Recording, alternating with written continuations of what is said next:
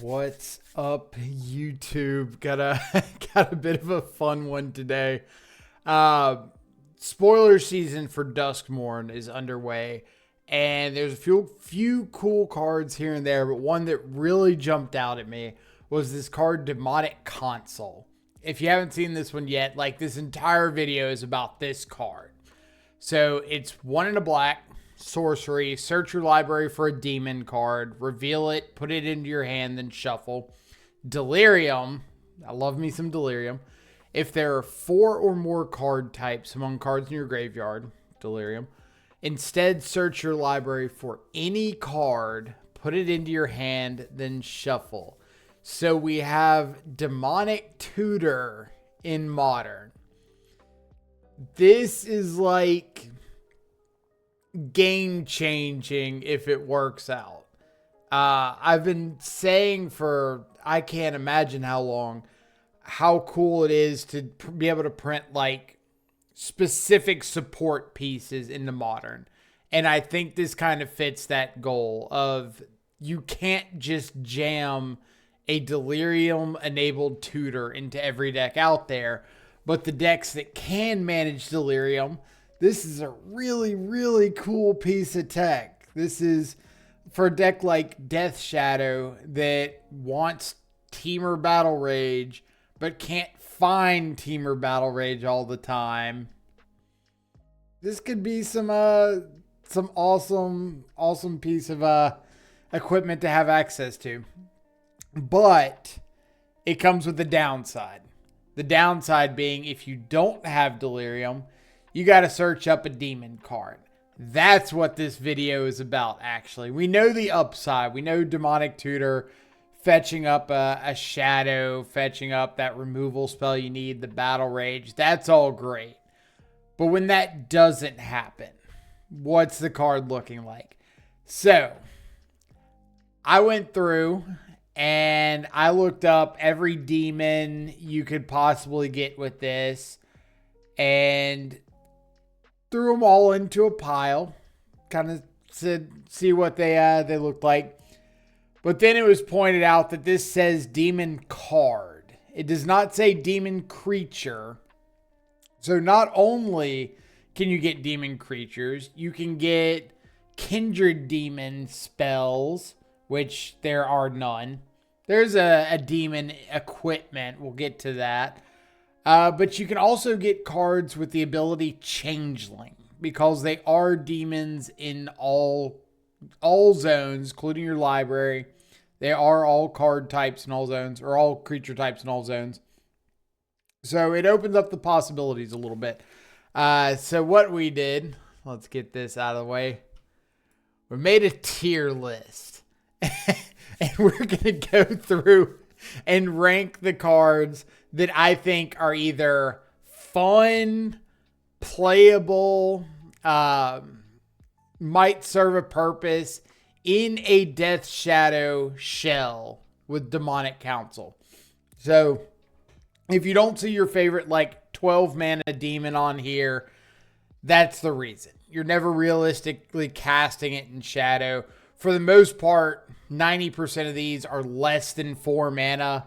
There's a few 4 mana ones on here that I included. There's a few 4 mana that I didn't include. And I'll kind of give the breakdown of why I did or did not include specific ones as soon as we get to them. But I love making tier lists. I think y'all get a kick out of them from time to time. So as always, if you have thoughts about if anything's ranked right, wrong, what demons I'm missing, feel free to let me know in the comments down below. Otherwise, I thought this would be a fun introductory breakdown of like the low side of Demonic Counsel. So let's just go ahead and jump into it. I have not formulated complete thoughts on half the demons, so we're going to go through with them as we see fit. The roles that we have over here on the screen, the goodest demons, the bestest demon boys, these are going to be the ones that I think could actually see play with Demonic Counsel. These are going to be like the targets you want to get more often than not.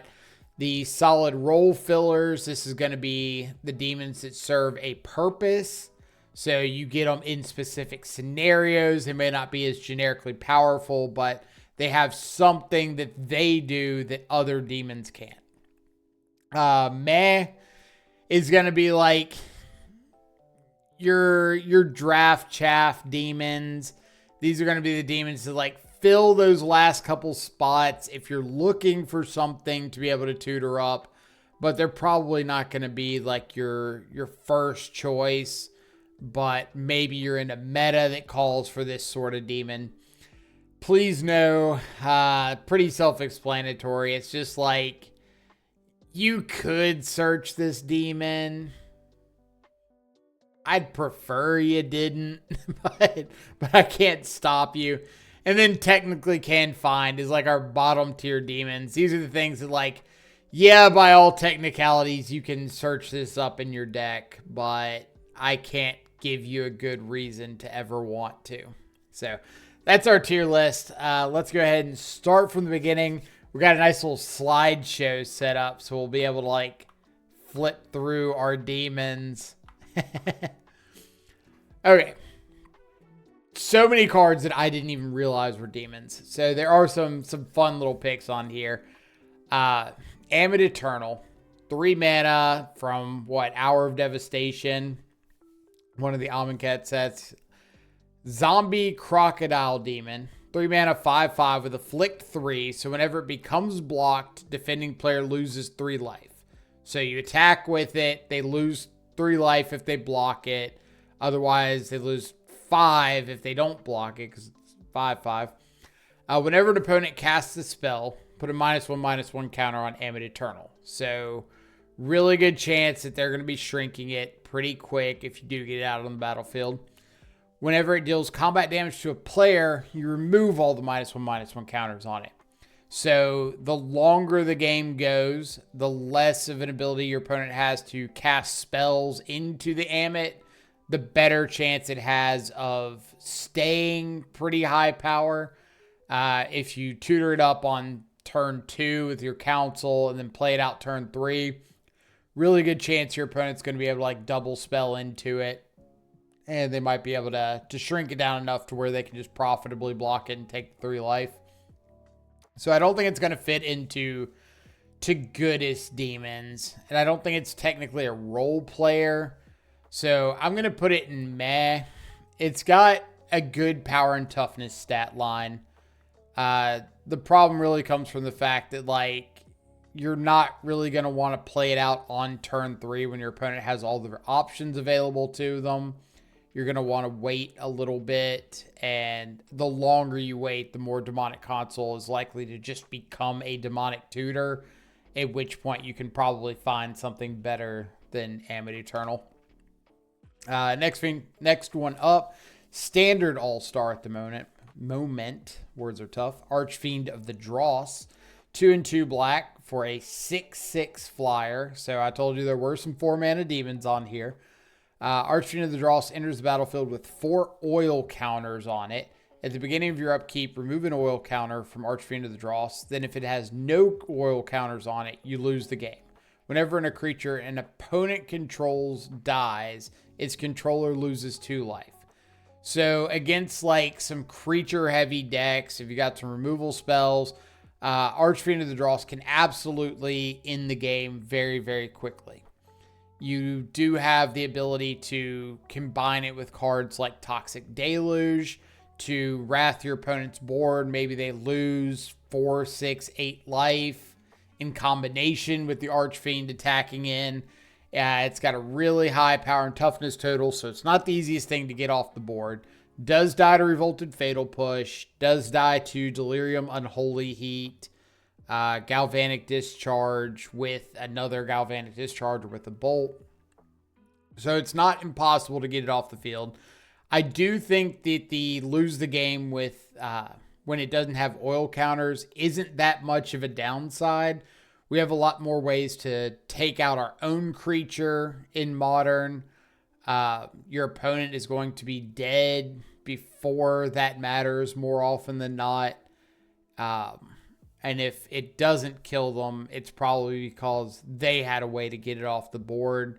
You're not really like standing in front of a 6/6 flyer too often, unless you're an opposing Murktide deck. In which case, the opposing Murktide's not attacking you, and maybe you can find a way to win from there. So I'm going to put Archfiend to the Dross. Probably in role fillers. I think it's like a really good just beat stick demon, if that's what you're looking for, that can close out the game really, really quickly against creature decks where your removal is live. It's probably not like the top demon you want, but if, like I said, you just want that 4 mana hit your opponent in the face demon, then I think it could be plausible. Archfiend of Ifnir, 3 and 2 black, 5/4 flyer. Whenever you cycle or discard another card, put a -1/-1 counter on each creature your opponents control. Cycle for 2. So the main reason that this card is on the list at all is because you can tutor it up and then cycle it. So if you have a demonic tutor in hand and your demonic tutor is dead, you don't have delirium, then you can always go search up this and then just pay 2, cycle it, find a new card. Is it expensive to 2 mana tutor up a 2 mana cycle card? Yes, but that's why it's a downside video. That's why this is like a potentially worst case scenario. I want to say it's a role filler, but it's kind of between role filler and meh. It's on the lower end of role filler. I did think of a scenario where your opponent's playing something like Boros Energy, and maybe you tutor up Archfiend, play it out, and then like cycle a Street Wraith, and you get to wrath your opponent's Ocelot Pride and Ocelot tokens, Amped Raptors, stuff like that, because it does put a -1/-1 counter on each of their creatures. So I thought about that as a potential upside to the card. But 5 mana is asking a lot, especially in a matchup like Boros Energy. So I think the deck that it's the best hard cast against is also one of the decks that you're least likely to ever hard cast it against.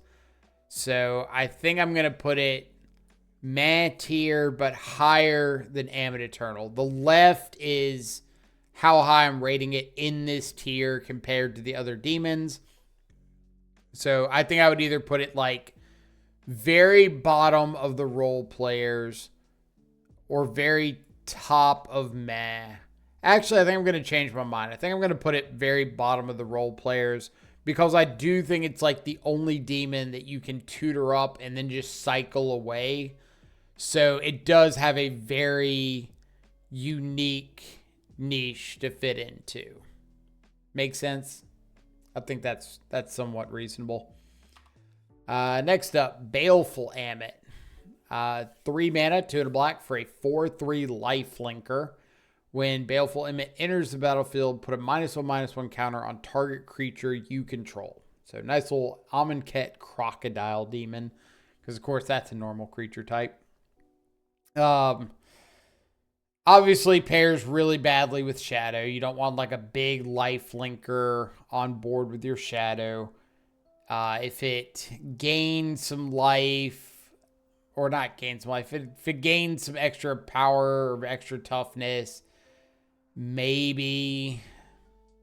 But like coming in, putting a counter on something, if it's the only thing that you have to put a counter on itself. So it just becomes a 3/2 lifelinker. And if you're spending your turn 2 casting a Demonic Counsel to go tutor this up, it's probably the only creature you're going to have on board. If you've got it with like a Bowmasters or Ragavan or DRC or something, there's a decent chance you're going to end up killing your own guy to get this down. And you're spending 3 mana on a creature that dies to Lightning Bolt or Galvanic Discharge, even if you put the counter on something else. So I'm going to put it in please no tier. Like, It's just not a card I think has enough value to potentially impact the game, especially in Modern. So I'd rather see you not tutor it up if you don't have to. I mean, I could even go as low as technically confined. Ew. You know what? Yeah. We're going to put it technically you can find. I think it's a really bad card. Like, really, really bad card. All right, what do we got next? Crib Swap. Okay. So, I told you can start looking up Changeling cards because they are demons in all zones. And Crib Swap's definitely one of the fun ones because it gives you a tutorable removal spell, which we've had stuff like Shriek Maw with Traverse the Ulvenwald is, oh, you can search this up. You can maybe kill off a creature with it. And that's pretty cool. Or you can go search up your Ravenous Chupacabra and just your opponent to death.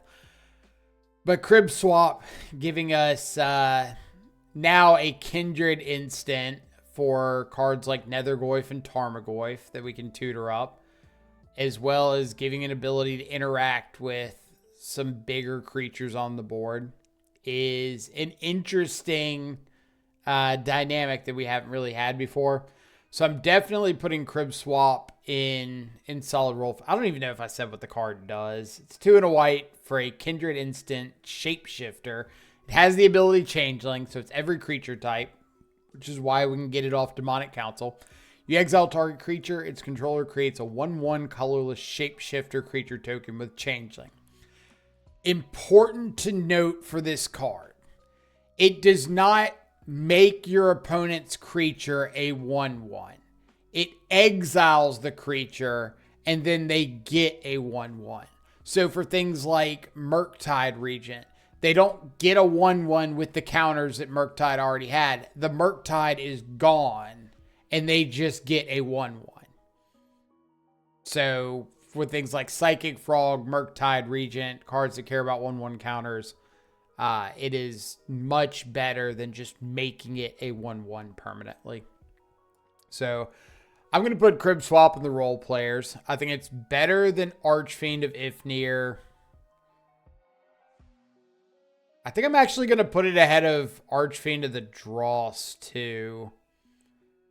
Like, I think Crib Swap's the kind of card that you don't mind having access to if you're in a white shadow deck and you're already on Demonic Council.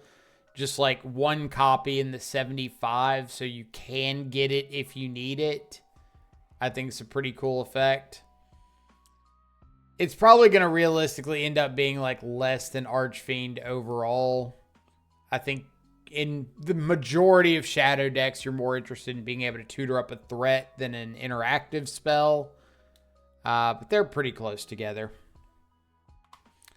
Next, we got Demonic Taskmaster.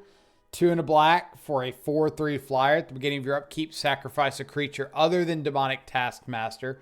So the reason I put this one on the list is, 1, it's a 4/3 flying body. And 2, it specifies to sack a creature other than Demonic Taskmaster, but you never have to sack the Taskmaster itself. And there's not a downside if you can't sack anything else. So if this is your only threat out, you do just get to keep out this 4/3 flyer, which is to an extent relevant. It may not be better than some of the other demons. Probably isn't better than some of the other demons. But I thought the fact that it is a flying body and it doesn't give a downside for not being able to sack something else. Like, you see a lot of these cards that say, sack another creature if you can't do this. And this is not one of those. So I thought that, like, tiny little missing line of text made it good enough to at least include in the possibilities list. It's probably going in meh, because it does mean that you can't really play other creatures with it or you can't play out other creatures. Obviously, you want other creatures in the deck, but you can't like throw them out on the battlefield. And I do think there's better 3-mana flying demons, but for the purposes of a like bottom tier option that you can tutor up off Demonic Council, it's not the worst thing in the world. So I don't want to throw it down in the please no category yet. Desecration Demon. Beginning of each combat, an opponent may sacrifice a creature. If the player does, tap Desecration Demon and put a 1/1 counter on it. 6/6 flyer for 4. This one I'm actually gonna put in my my conditionally please no category. The reason being, I think at the moment there's way too many go wide creature decks. There's like Birthing Ritual decks. There's Boros Energy decks, Yawgmoth decks, decks that are just running things like Philology Archaeologist randomly. And so just about everybody's got stuff they can sack to just like shut this thing off. Archfiend of the Dross and other 4-mana options don't give your opponent that choice. So I'm putting Desecration Demon in like the no, don't play this, because I do think there are options that are just objectively better at 4 mana. What's next? Dream Devourer. Okay, this was an interesting one. I love demons with like unique abilities, or cards with unique abilities in general, but demons for this video. Dream Devourer is 1 and a black. I think that's Kaldheim. I can't remember. Each non-land card in your hand without Foretell has Foretell. Its Foretell cost is equal to its mana cost reduced by 2. So during your turn, you may pay 2, exile it from your hand face down, cast it at a later turn for its Foretell cost. So whenever you Foretell a card, Dream Devourer gets +2/+0 until end of turn. So if you haven't played a lot of Standard or seen much of these Foretell cards, what's his name in the Prowess decks? Slick Shot Show Off. That's about the only Foretell card most people have had any sort of interaction with. But essentially, you put the card into exile for its Foretell cost, and then later, like the next turn, you can't do it the same turn, but the next turn, you can play it from Foretell without paying its mana cost. So in the case of Dream Devourer, if you've got something like, what's it called?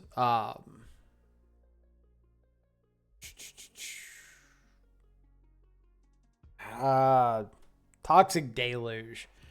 You can foretell the card for 1 black mana, right? So you pay 2, put it off into exile, and then on a later turn, you can cast it for 1 black mana, is what I'm reading this card is saying. Somebody can correct me if I'm wrong. Cast it for 1 black mana and get that effect.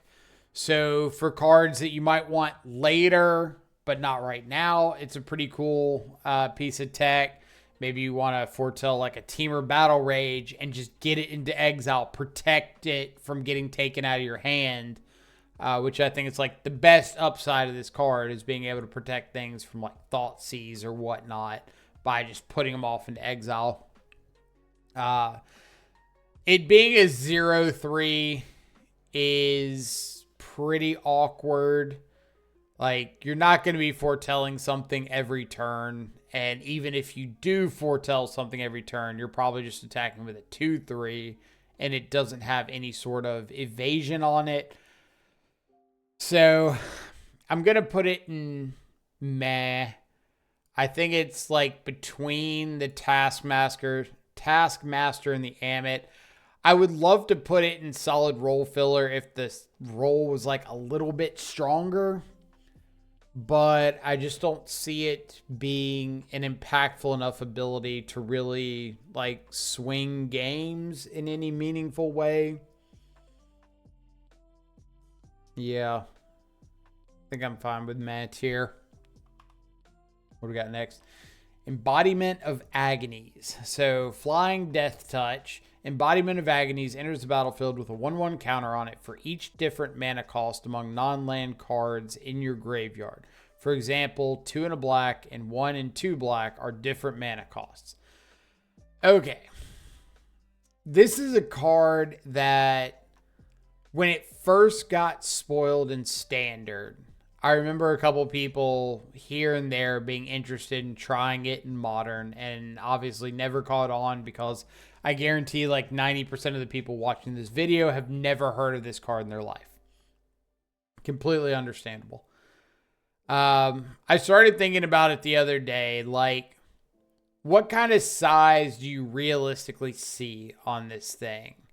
So obviously it doesn't count lands, but you've got free things like Mishra's Bauble and Street Wraith that are different CMCs. 1 mana interactive spells like Thoughtseize. I don't know. And somebody's going to have to confirm or deny this.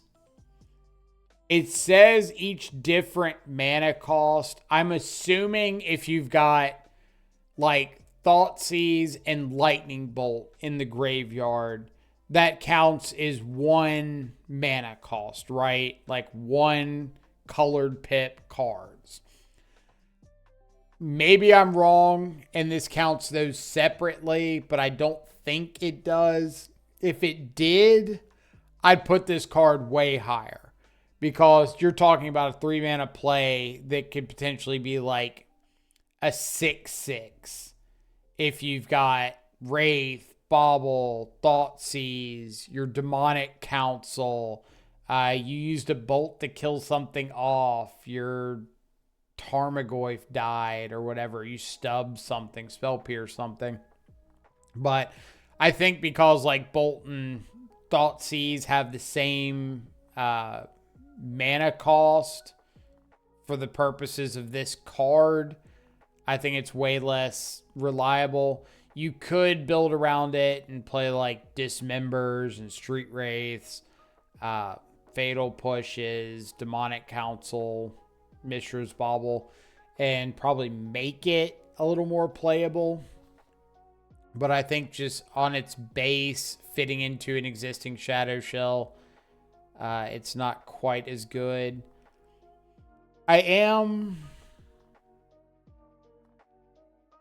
I kind of want to put it in role fillers, like towards the bottom of the role fillers, because I think the baseline of the card on average is going to be like a 3 mana 3/3 flying Death Touch.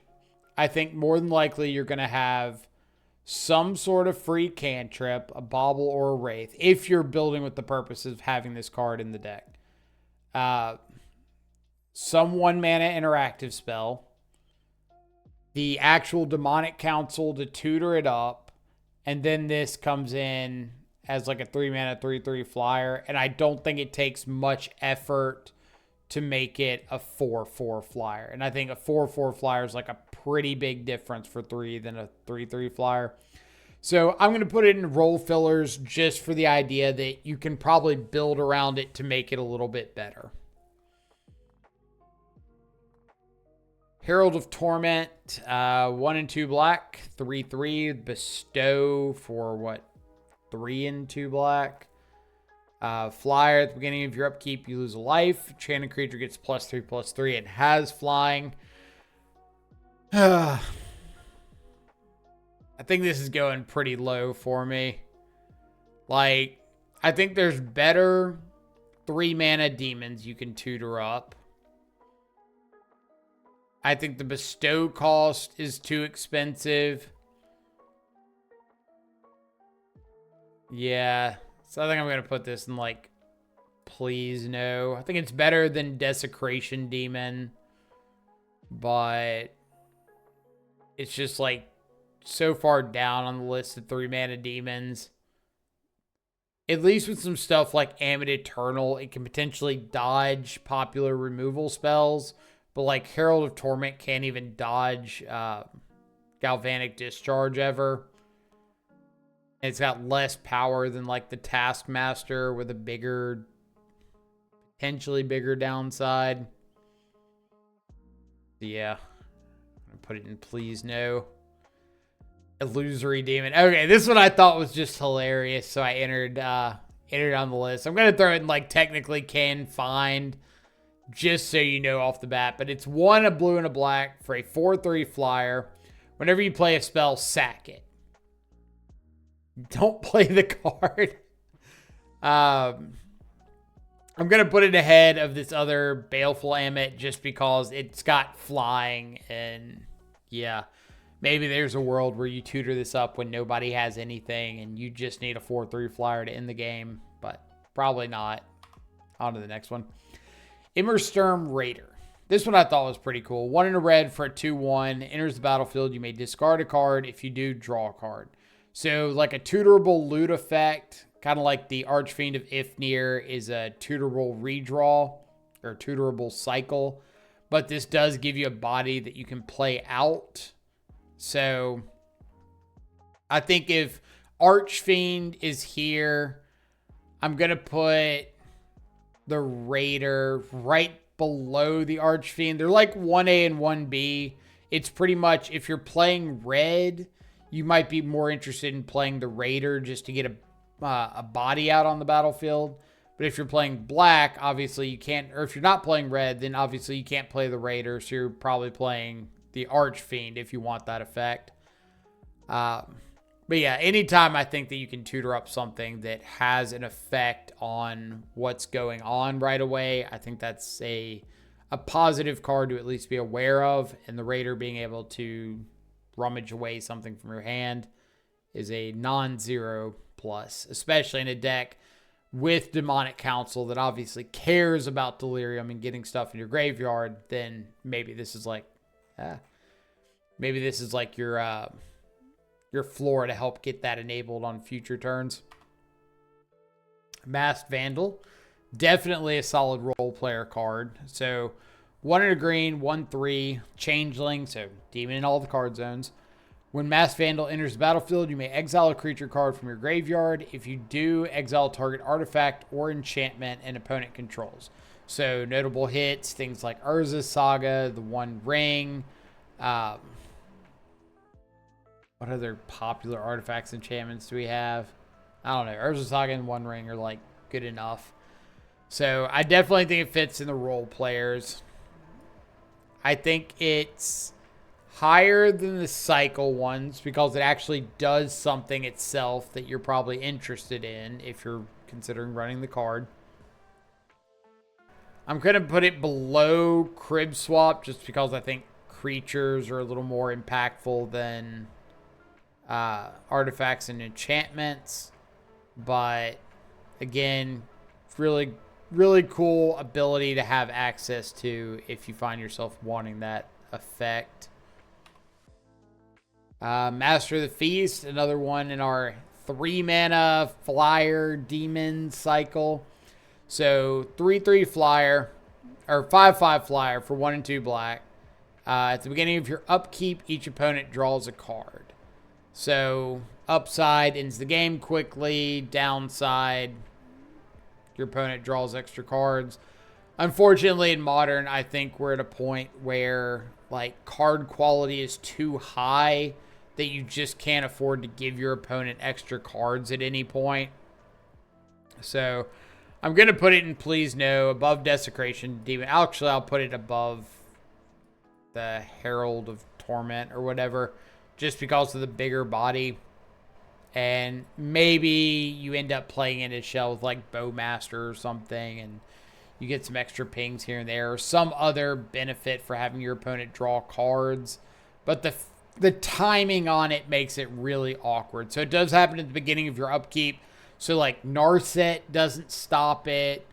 The Fairy Mastermind doesn't draw an extra card off of it.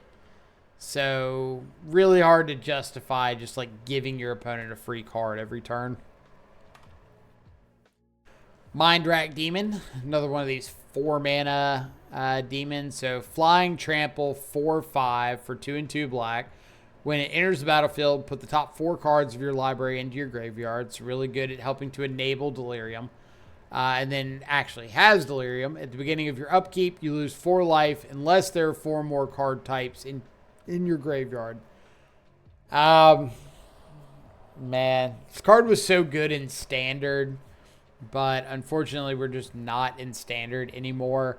Grave Hate is too good and too popular, so there's a reasonable chance you won't have delirium, which is the whole purpose of this video. What's the downside when you don't have delirium? And I think the downside on Mind Rack Demon, if you don't have delirium, is just too high. So for the sake of power, toughness, continuity, I'm going to put it between Master of the Feast and the Herald of Torment or whatever, because it is 4 power. So between the 5 power and the 3 power flyer seems right up there in the perfect spot. Sorry, Desecration Demon, for being so much farther down the list. If you get Delirium online consistently and Grave Hate ceases to exist, maybe this card gets a little bit of a bump if you've got like some really good graveyard synergies. But without any of that, I don't think you want to register Mind Rack Demon. Nameless Inversion. I'm actually going to put Nameless Inversion fairly high. It's definitely a role filler. This is like one of the cards that came to mind when I was thinking of this goodest demons category. Is like, this is more efficient than Crib Swap, but it doesn't kill everything.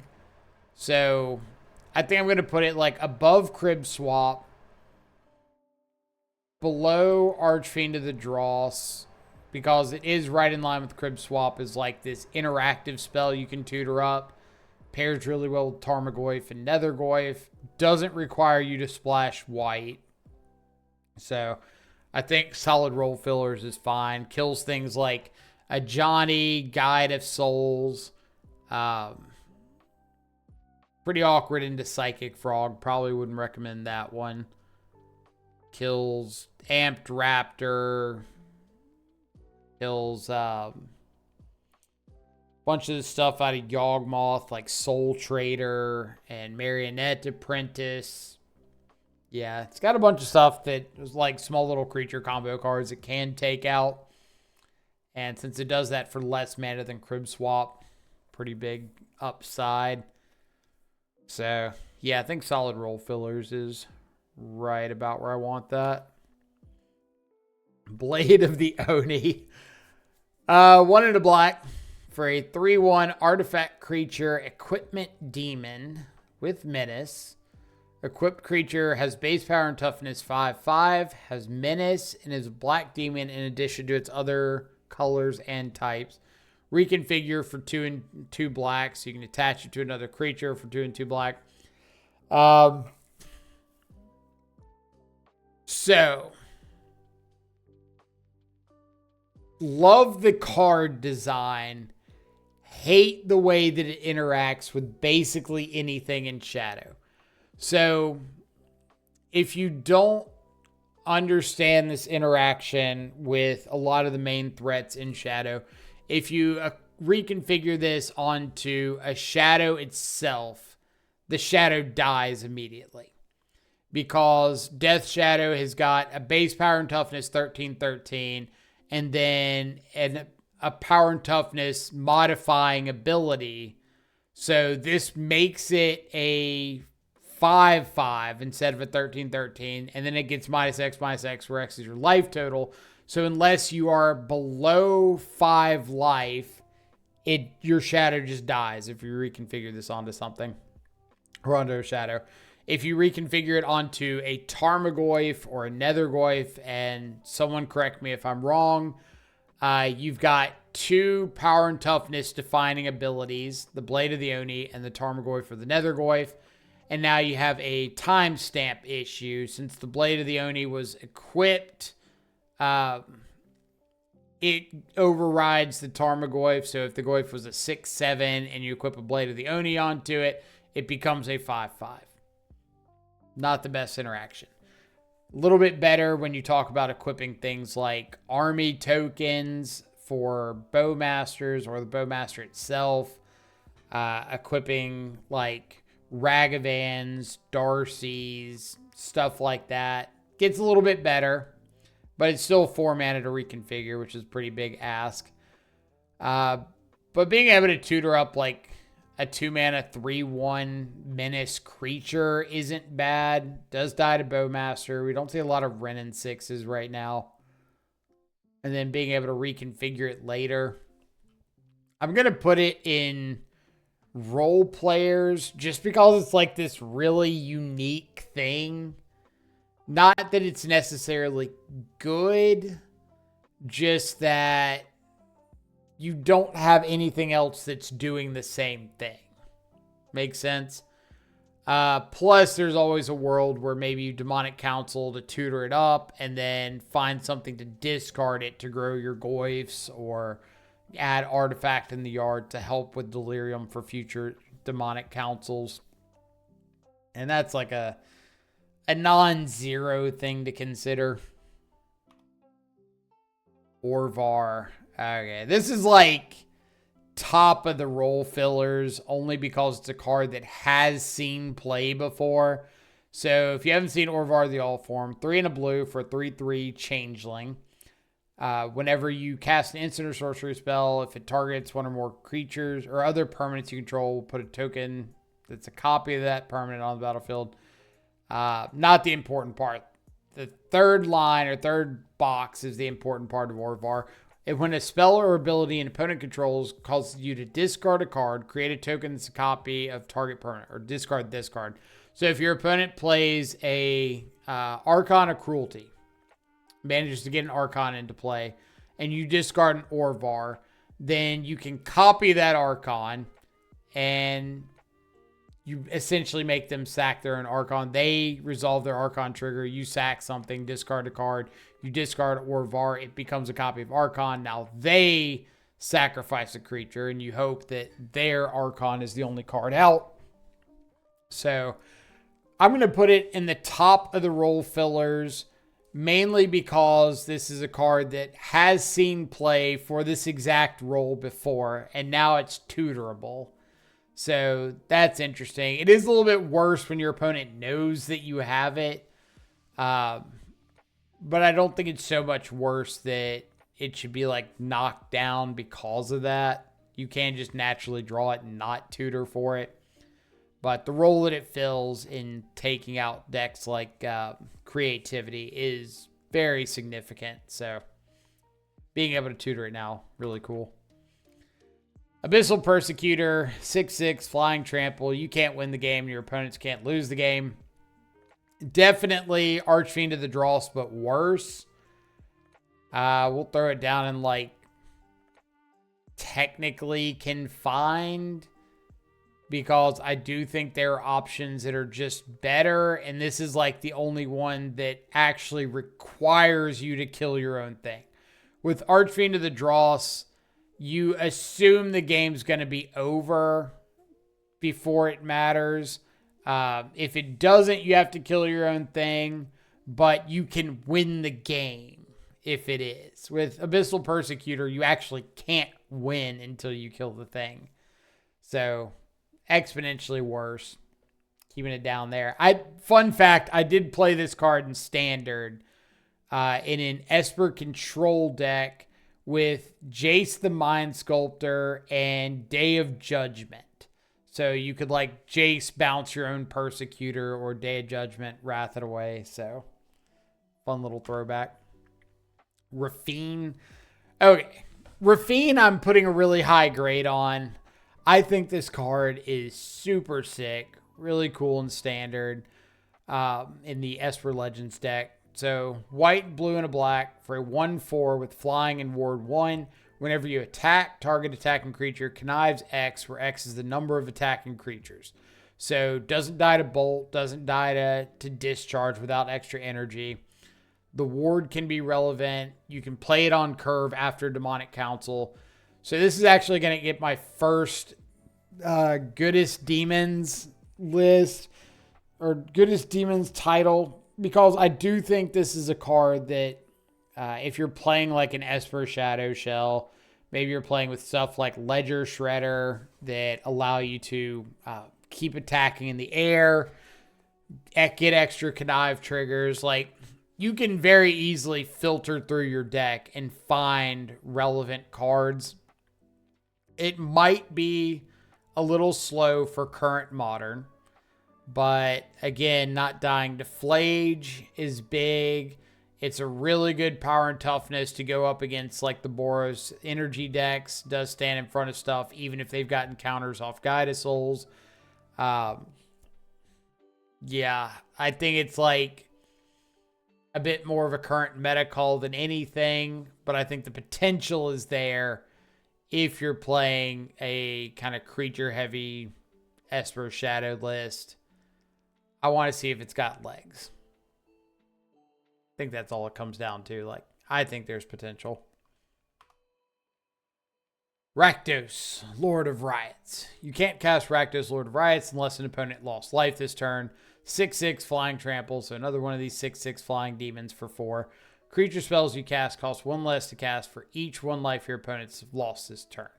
So the third ability on the card, the reduction of cost, basically negligible because most of our threats already cost 1, maybe 2 mana at the most. And any of our 2 mana threats like Murktide don't get reduced by this. Bowmasters does, but you're probably not casting it for less because you're probably holding it up. But like Shadow, Nethergoyf, Darcy, all those don't get reduced by it.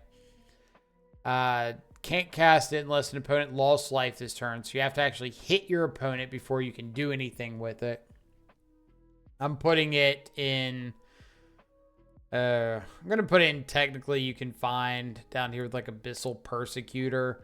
I just think if you're looking for a 4 mana flying demon, look for Archfiend of Dross or something that doesn't have this big downside of like limiting when you can cast it or what you can do with it. So, yeah. Rakshasa Death Dealer. I didn't even realize this card was a demon. Definitely played it in Standard and Con Standard. But it's like a cool value demon. I don't think I'm putting it high on the list. If it had something like Trample and you could pay to make it a 4/4 with Trample, I'd be higher on it. But again, it kind of suffers from this too many creature aggro decks running around. So I'm going to put it higher than Baleful Amit because it can be a 4/4 where the Amit's going to be a 4/3, but lower than the Illusory Demon because it doesn't have flying. That's about the best reason I got for it. If you want like an on the ground chump blocker every turn, then sure, here you go. But I don't think that's an effect that I've ever actively wanted in Modern, so I can't justify putting it in role fillers for me. Maybe if Shadow Scourge of the Skyclaves becomes the most popular deck in Modern, you could justify tutoring it up to have a chump blocker, but I don't feel like that's going to be the case. Scourge of the Skyclaves. Straight to Goodest Demons. Another card I did not realize was a demon at all. So Scourge has seen a lot of play in Shadow variants before, especially like Jund and Rakdos, some of the more red-based aggressive Shadow decks out there. It's a 1 and a black for a star. When you cast a spell, if it was kicked, each player loses half their life rounded up. Kicker for 4 and black, and then Scourge of the Skyclaves power and toughness are each equal to 20 minus the highest life total among players. So I do have to specify this ranking, or not specify. I do have to mention with this ranking that at the current moment, I don't think I would touch Scourge with a 10-foot pole. The reason being, with Ocelot Pride, Guide of Souls, Flage running around, there's a lot of incidental life gain, and I think Scourge is going to suffer pretty heavily from that.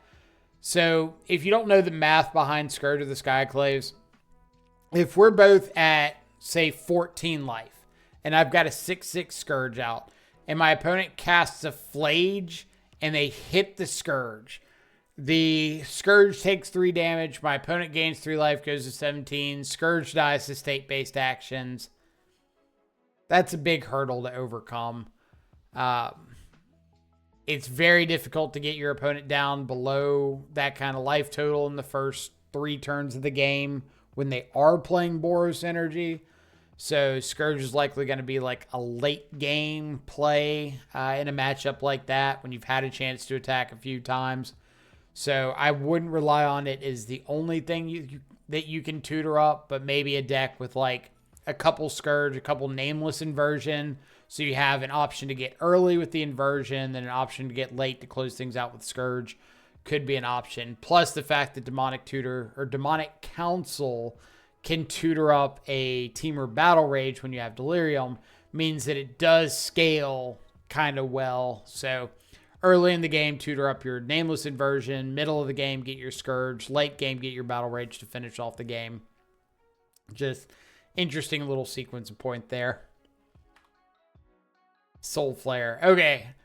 Soul Flare, for the purpose of Death's Shadow, I'm putting it in technically confined. I don't think we play nearly enough stuff with abilities that Soul Flare would care about, and we can't really afford to nuke the yard for stuff that isn't Murktide or if you're playing Nethergoyf. But I do think it's really cool that the Soul Flare deck, the Soul Flare archetype, gets some love here, because I think Demonic Counsel is like an all-star in a Soul Flare deck. Not only being able to tutor up the Soul Flare itself without needing Delirium, but if you do have Delirium, maybe you want to go find like your Zatalpa to ditch to the yard to exile for a Soul Flare you already have, or something like that. Just really cool piece of tech for the Soul Flare deck. So I'm going to put it like very bottom of technically you can find. Actually, I'm going to put it ahead of Bale or whatever this Amit is. Just for the sake of thinking Soul Flare is a cool card. But it's more like my honorable mention slot. Maybe you could find a Shadow deck that completely builds around Soul Flare, but yeah, very, very unlikely. Spawn of Mayhem, 2 and 2 black for a 4/4 flyer. Spectacle, 1 and 2 black. You may cast this card for its spectacle cost rather than its mana cost if an opponent lost life this turn. So if you are able to like play out a 1-drop, Demonic Counsel on 2, hit your opponent with whatever your 1-drop is, maybe like a Dragon's Rage Channeler, then you can potentially pay 3 mana for a 4/4 flyer. At the beginning of your upkeep, Spawn of Mayhem deals 1 damage to each player. Then if you have 10 or less life, you put a 1/1 counter on Spawn of Mayhem. So if you're able to cast it for its spectacle cost, and you're able to get your life total down, it can close out the game very quickly. Not the most consistent thing in the world, because you do have to like enable Spectacle on turn 3 to actually care about the reduction in mana cost.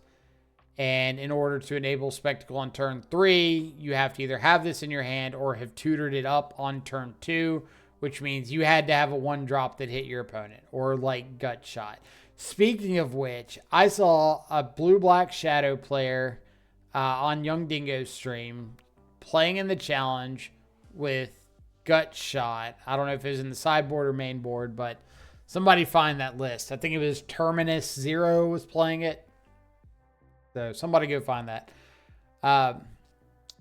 Spawn, I'm going to put in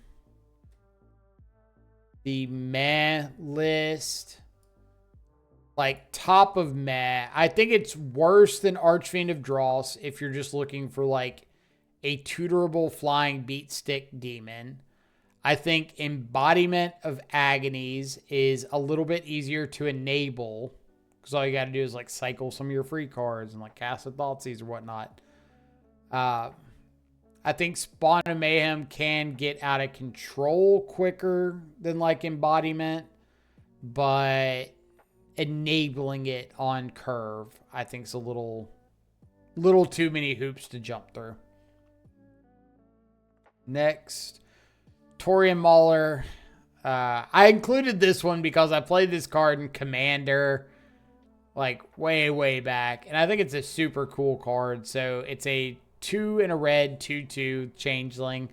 Whenever an opponent casts a spell, you put a 1/1 counter on Torian Mauler.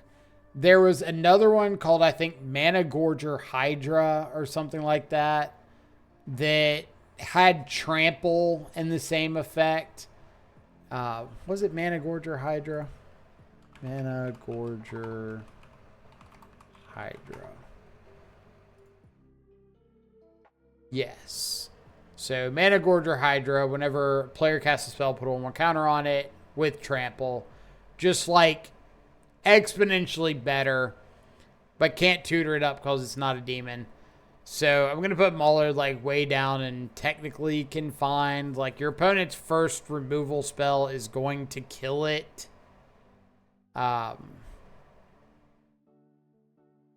So it's not like even any red based removal spell is going to kill it. So I think it's pretty low, but I like the idea of like, hey, here's this kind of value piece. Maybe your opponent's storming off and you've got Stubborn Denial and Torian Mauler just gets huge. I don't know. Make like some random corner case to try to justify it. Thraxodemon, one that I found super late. Just threw it in here because I thought the design was kind of interesting. So 1 in a black, 2/2, 3 and tap it, sacrifice another creature or artifact, draw a card. I think making it 3 mana and tap and sack makes it completely unplayable. So down here with like Baleful Amit. But it's a unique effect. And again, I think unique effects are worth at least mentioning. Even if they're not good, just bring the card up. And in this case, like, it's the only demon that's got a cheap cost, that's got some sort of built-in, maybe card advantage, especially if you're able to build or make artifacts. But the 3 mana to sack is just so big of an ask. Tombstalker, another goodest boy demon. Like, everybody's looked for a reason at some point in their Death Shadow career to make Tombstalker playable. Like, oh, it's 5 and 1 for Tasigur, 6 and 1 for Gurmag Angler, 6 and 2 for Tombstalker. Tasigur being the 4/5. Gurmag Angler adds 1 to the delve, but adds a point of power. Tombstalker adds 1 to the black requirement, but adds flying. But now Tombstalker with Demonic Counsel, like, maybe there's some playability there. I'm actually going to drop it down to roll fillers. It's going to be like Head of Archfiend. I don't think it's like our S tier demon, but I think the fact that it is a demon and it has been played in Shadow before and could be an option if you're looking for a little more threat consistently. Like I really think people are going to underestimate the fact that this Demonic Counsel, if it can get a threat, like a relevant threat without having Delirium, that's really, really huge for the Death Shadow archetype in general. So actually, I am going to move it back up to goodest demons. Explicitly for that point. Like whether or not you think Tombstalker is a good threat, not important. The fact that you can get Tombstalker with Demonic Counsel without needing Delirium, I think is enough to put it up towards the top tiers. So if you're in like a more aggressive build, you've got Scourge to look for. If you're in a more controlling build, you might have Tombstalker to look for. If you're in a value build or in Esper already, then maybe Rafine is an option that you can look into. But all these being demons that you can play out very reasonably, very acceptable mana cost, without needing any sort of build around, without needing the delirium. I think those are really good points in favor of those being in the top tier. Treacherous Pit Dweller. This one I thought was funny as well. So 2 black for a 4/3. Enters the battlefield from a graveyard. Target opponent gains control of it, and it's got Undying. I was thinking, like, how many removal spell decks in Modern are all exile-based? Decks like blue-white that are either bouncing your thing or exiling it. And there's not a lot in between. I guess you do have Wrath of the Skies now that changes that up a little bit. But against any of like the exile-based decks, is there an argument for a 2-mana 4/3 beater? Enables Stubborn Denial, enables Battle Rage. I wanted to fit it in role fillers, but I think if you're looking for a 2-mana demon, then Scourge probably just fills that role better, and it's already in the top tier. So I'm going to put it in meh, above the Baleful or Eternal Amit, whatever his name is, above our Foretell Demon. I'm going to put it below the Taskmaster just because they're the same power and toughness, but the Taskmaster does have flying. Doesn't have a potential downside if it gets killed. So yeah, I think I'm happy with that. Unsettled Mariner. So whenever you or a permanent you control becomes the target of a spell or ability an opponent controls, counter that spell or ability unless its controller pays 1 blue and a white for a 2/2 with Changeling. Definitely in that role player idea. Unfortunately, we're not playing 2019 humans, so I think Unsettled Mariner is not as good as it could be. Like, this card really got nerfed by all the free additions to Modern, because now paying 1 or like Ward 1 does not really matter as much. So I want to put it in like role fillers. I just don't think there's a matchup that this is like what you're wanting to get. So I think I'm going to put it in meh, kind of down here with our Foretell Demon buddy. I think it's a little bit better than the Foretell Demon, but not by much. They're pretty neck and neck. A little bit lower than the 4/3 because of the size of the threat. They're really close. Like, this middle part of meh tier is neck and neck together. And our last demon on the list, Varigoth Blood Sky Sire. 2 and a black for a 2/3 with Death Touch and Boast. So when it, as far as I remember, Boast is like if you attack with it, then you can pay the Boast cost and get the ability.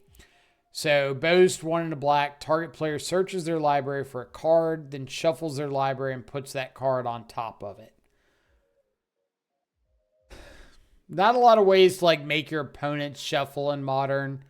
So if you search something up, there's a pretty good likelihood that you're going to get to draw that thing next turn. Whether it's impactful or not, different story. 2/3 body with Death Touch. Kind of rough. Like, dies to basically everything under the sun. Maybe if you're up against like a combo matchup and you get to turn 2 Demonic Counsel, turn 3 this, turn 4 like start tutoring something up every turn and have interaction in hand already, then it basically becomes tutor whatever the best thing you you could need is. That's kind of cool. Really, really slow to get that rolling. So it would have to be a meta of stuff where you can interact pretty frequently, early and often, and then you just need to find specific things to close out the game. Like, I need a threat next turn. I need a counter spell the turn after that. I need a fetch land to make my shadow bigger, whatever the case may be. And if things go off track, like, think about it like this. If you could tutor up the perfect card for what you think will happen a turn from now, then this is that. The problem is if something different happens.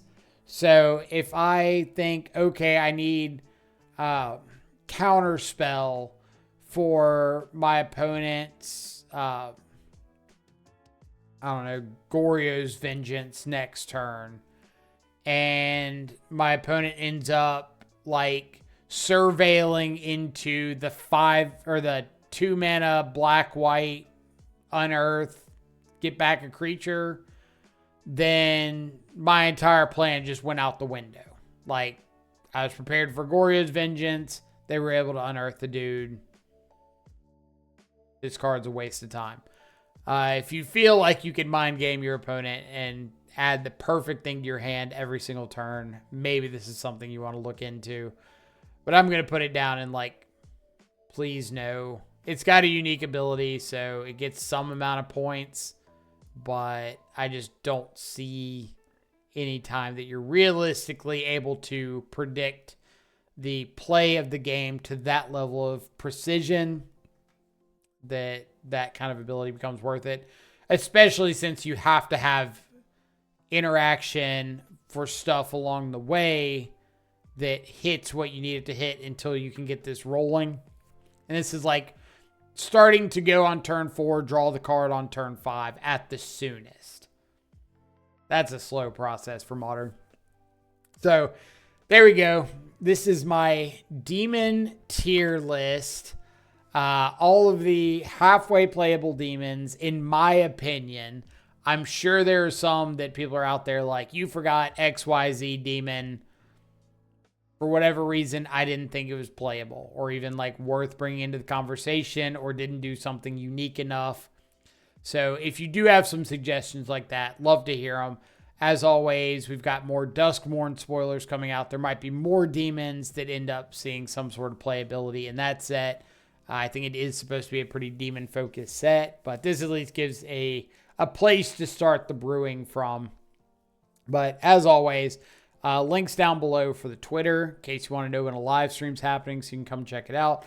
Link to the Discord, so you can come join the Cntrlfreak Discord, talk all things demons and Death Shadow and everything else, modern or non-modern.